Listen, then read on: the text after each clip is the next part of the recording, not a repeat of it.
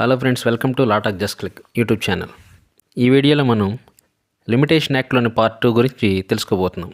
Part 2 వచ్చేసి అత్యంత కీలకమైన భాగం అనమాట. ఇది కాలపరిమితి ముగిసిన తర్వాత కోర్టులు ఎంత కఠినంగా వ్యవహరించాలి, ఏ సందర్భాలలో మినహాయింపులు ఇవ్వాలి, మరియు లీగల్ డిజేబిలిటీస్ ఉన్నప్పుడు సమయాన్ని ఎలా నిలిపివేయాలి వంటి విషయాల గురించి వివరిస్తుంది అనమాట. ఇది ఈ చట్టం మొత్తానికి పునాది లాంటి నియమం అనమాట. ఇక్కడ గడువు ముగిసిన తర్వాత కేసును విచారించే అధికారాన్ని ఇది కోర్టుల నుండి తొలగిస్తుందన్నమాట. సో నిర్ణీత కాలపరిమితి ముగిసిన తర్వాత దాఖలు చేసే ప్రతి దావా లేదా అప్పీలు మరియు దరఖాస్తును కోర్టు తప్పనిసరిగా కొట్టివేయాలి. అవతలి పక్షం కాలపరిమితి ముగిసిందనే వాదనను లేవనెత్తకపోయినప్పటికి కూడా కోర్టులు స్వయంగా పరిశీలించి ఆ కేసును కొట్టివేయాలన్నమాట. ఈ నియమం సెక్షన్ 4 నుండి సెక్షన్ 24 వరకు గల నిబంధనలకు లోబడి ఉంటుందన్నమాట.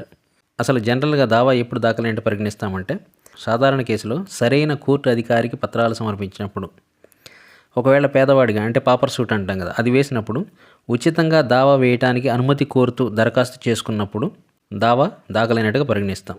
దివాళా తీస్తున్న కంపెనీపై క్లెయిమ్ చేసినప్పుడు, సాధారణంగా అధికారిక లిక్విడేటర్కు క్లెయిమ్ పంపినప్పుడు ఈ దావా వేసినట్లు మనం పరిగణిస్తాం అనమాట. అలాగే కోర్టు సెలవు దినాల్లో గడువు ముగిస్తే, ఒకవేళ మనకి 3 సంవత్సరాల పీరియడ్ ఉంది, ఆ లాస్ట్ డే ఏదైతుందో ఆ రోజు కోర్టు సెలవు అనుకోండి, అలాంటప్పుడు సెక్షన్ 4 ఉంది కదా, అది డీల్ చేస్తుంది అనమాట అటువంటి సిచ్యువేషన్ని. ఈ సెక్షన్ చట్టం ఒక మనిషి తాను చేయలేని పనిని చేయమని నిర్బంధించదు అనే సూత్రం ఆధారంగా పనిచేస్తుంది అనమాట.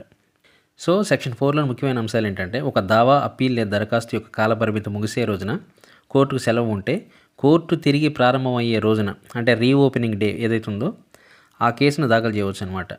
సెలవు అంటే ఇక్కడ మనకు ఎక్స్ప్లెనేషన్ ఇవ్వడం జరిగింది. కోర్టు పనివేళల్లో ఏ కొద్ది సమయం మూసి ఉన్నా కూడా ఆ రోజు సెలవు దినంగానే పరిగణిస్తారనమాట.